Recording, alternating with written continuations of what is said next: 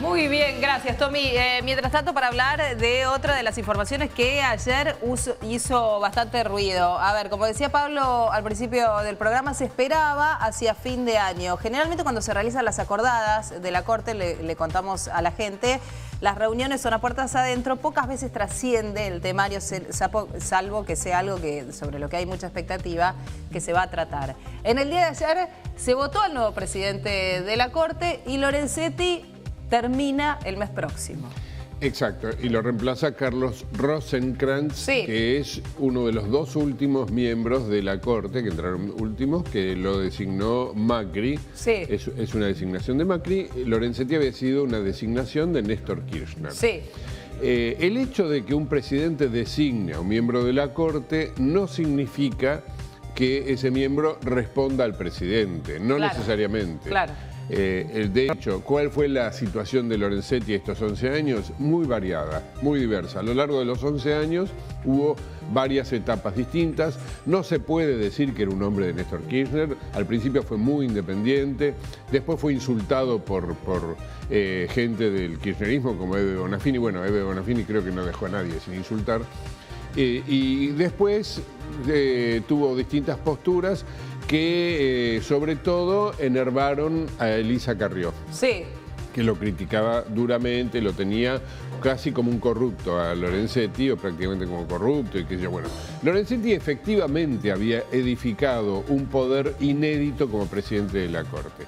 ¿Qué hace el presidente de la Corte? Esta es la pregunta que mucha gente se puede hacer hoy cuando toda esta noticia brota, parece la erupción de un volcán, de golpe sale una cosa tan nueva como esta. ¿Para qué sirve ser presidente de la Corte?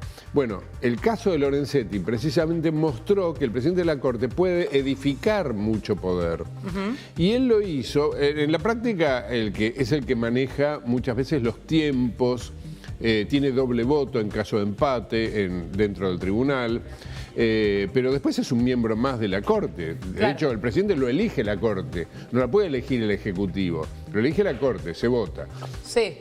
Ese poder, en el caso de Lorenzetti, aparentemente fue casi desmesurado. Bien, bueno, en el día de ayer, el que asuma Rosenkrantz a partir del 1 del mes próximo, o sea, Lorenzetti termina este mes, tuvo la votación de 4-1. El mismo Lorenzetti votó porque Rosenkrantz continuara. El 1 es Maqueda. Claro, el 1 es Maqueda. Vamos a hablar con Natalia Aguiar, ella es autora de la biografía sobre Lorenzetti. Natalia, ¿cómo estás? Buen día, gracias por atendernos. No, gracias a ustedes. ¿Qué tal? Buen día. Bueno, ¿cómo te cayó primero lo de ayer? Decíamos recién con Pablo que se esperaba para fin de año y finalmente esto se adelantó.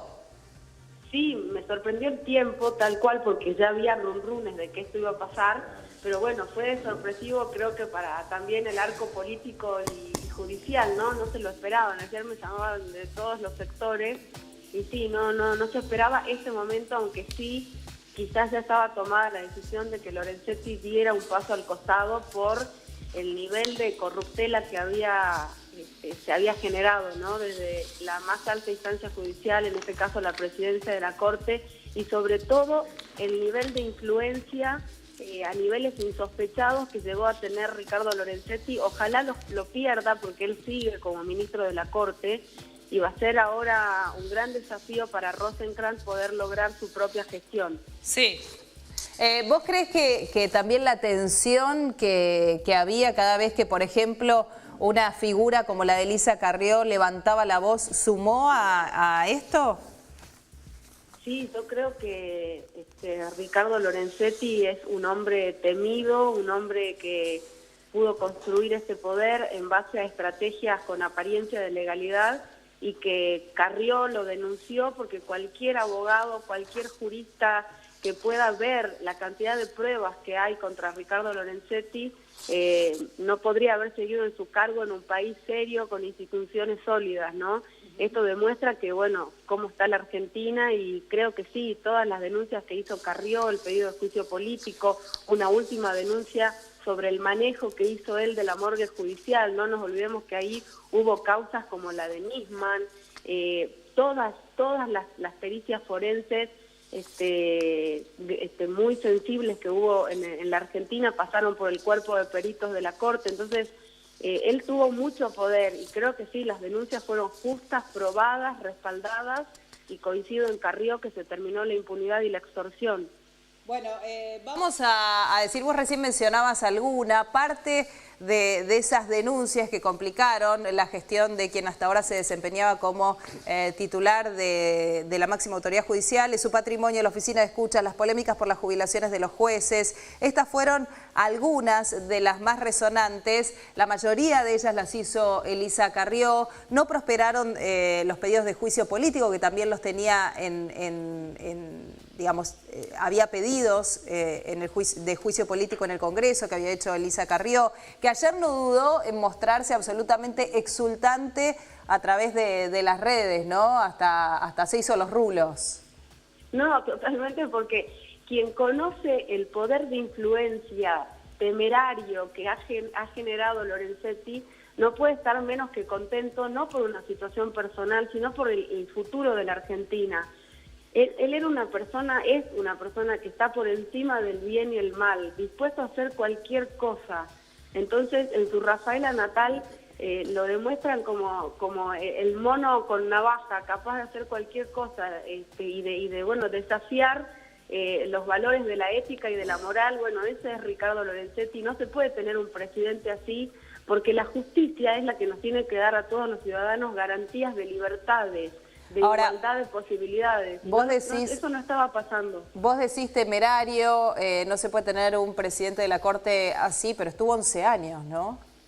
Bueno, estuvo 11 años porque fue electo y llegó a la Corte por Néstor Kirchner. Él es legado del kirchnerismo, con aval del radicalismo, cuentan quienes saben con el aval del Cotino Siglia, y estuvo ahí para garantizar impunidad, así que estuvimos 11 años de impunidad gracias a Ricardo Lorenzetti.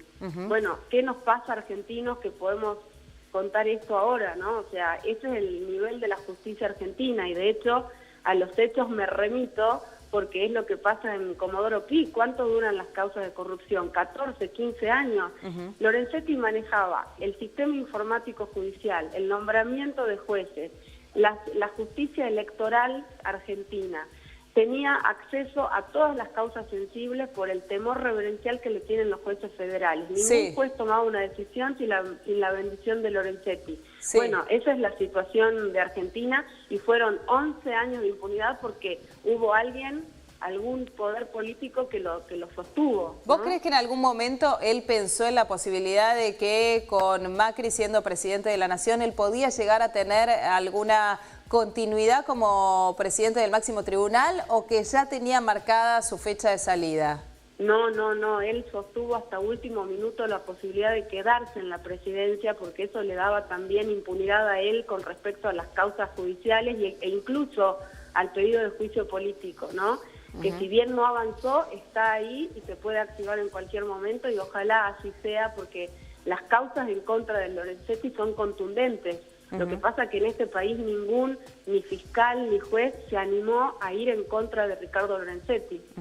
Él ayer dijo, es tiempo de dar un paso al costado, las personas debemos disolvernos en las instituciones, algo muy distinto a lo que todo esto que vos contás y que se dejó entrever, sobre todo durante el último tiempo de Lorenzetti al frente de la Corte Suprema de Justicia, se mostró, ¿no? Bueno, creo que esto fue una decisión política y que Macri habrá dado la orden también. Sabemos cómo funcionan los que hacemos tribunales, los que hacemos política, sabemos cómo son los entramados. Los runrunes que hay es que esto fue una decisión política de decir basta. Creo que Macri, según me comentaron, fuentes judiciales y políticas, sabía que hasta su propio pellejo podía estar en juego, ¿no? Con Lorenzetti presidente. Por eso nombran a Rosenkrantz del riñón directo de Mauricio Macri. Claro. Ahora, él dijo que iba a apoyar este lugar de Rosenkrantz. ¿Cómo te imaginás la presidencia de la Corte, la nueva Corte, con un hombre como quien estamos viendo en pantalla? Me la imagino una corte más tranquila, con un perfil más bajo. De hecho, apenas asumieron ellos, se terminaron con las reuniones con políticos, con periodistas, algunas situaciones de alto perfil que tenía la Corte, como la promoción de los brindis de fin de año, del Día del Periodista y tantas otras que había incluso en la página del Centro de Información Judicial, el CIG, y también temo por digamos, los antecedentes de Rosenkrantz y el nivel de llegada que tiene con Mauricio Macri. Me refiero a que fue abogado de grandes empresas y del Grupo Clarín. Sí. Me temo que tomará los resguardos para eso, y si no lo hace, bueno, ahí estaremos en problemas, ¿no? Ajá. Pero ¿te imaginas un mejor futuro para la Corte? Totalmente. Cualquier persona que venga después de Ricardo Lorenzetti va a ser un mejor futuro para la Argentina, no porque yo tenga una cuestión personal con Lorenzetti, sino porque conozco las internas, estudié las pruebas y me parece que nosotros los argentinos nos merecemos claridad y transparencia. Bueno, con la transparencia justamente tiene que ver lo que este hombre empujó desde el momento en el que se desempeñó, por ejemplo, entre tantísimos cargos como rector de la Universidad de San Andrés, en donde hizo mucho por el Centro de Estudios Anticorrupción.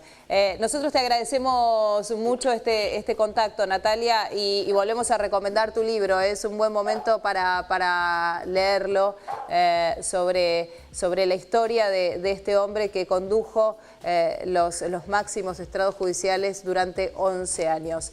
Gracias por este contacto. Gracias a ustedes, muy amables. Hasta luego, buen día.